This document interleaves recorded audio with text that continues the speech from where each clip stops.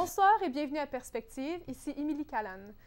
Hier, le cardinal Pietro Parolin, secrétaire d'État du Saint-Siège aux Nations unies, a adressé la 69e Assemblée générale des Nations unies.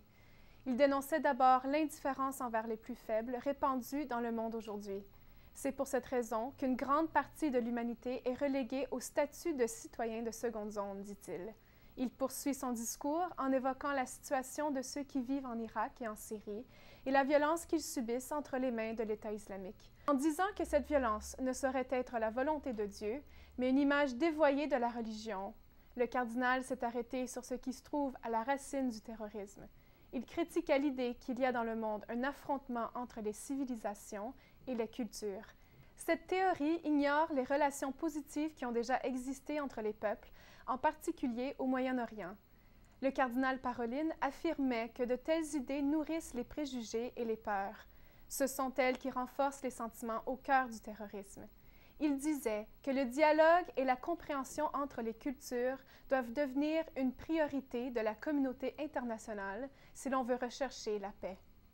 Ce matin, à la chapelle Sainte-Marthe à Rome, le pape François exhorte les fidèles à la prière. Inspiré d'un texte du livre de Job, le Saint-Père les invitait à être vrais devant Dieu, même s'il y a des moments de confusion, des moments de la vie, dit-il, où il n'y a pas d'espoir. Voici un extrait de son homélie. J'ai souvent entendu des personnes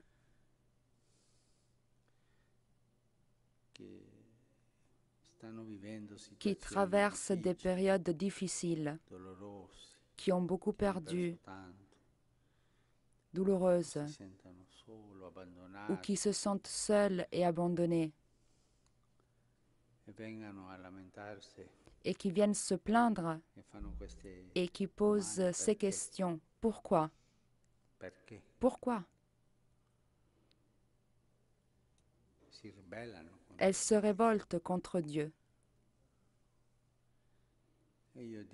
Alors je dis, continue de prier comme ça, car ça aussi c'est une prière.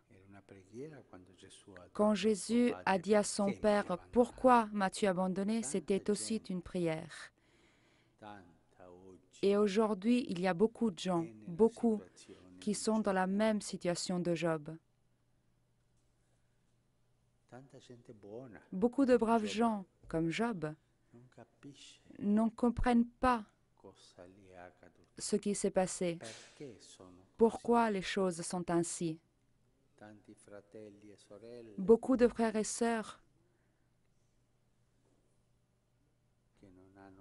qui n'ont pas d'espoir.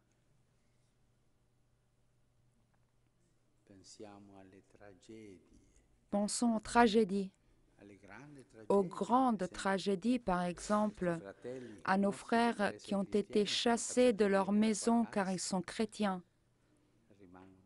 Ils n'ont plus rien. Mais mon Dieu, j'ai cru en toi, pourquoi?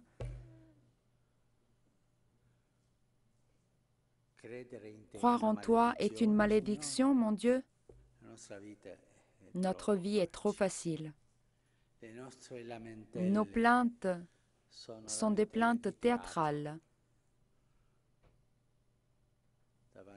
Face à elles, face à ces plaintes de si nombreuses personnes, de tant de frères et de sœurs qui sont dans le noir, qui n'ont plus de mémoire, qui ont perdu presque espoir, qui vivent en exil d'eux-mêmes, ils sont exilés. Lundi prochain, 5 octobre, commence le synode sur la famille au Vatican.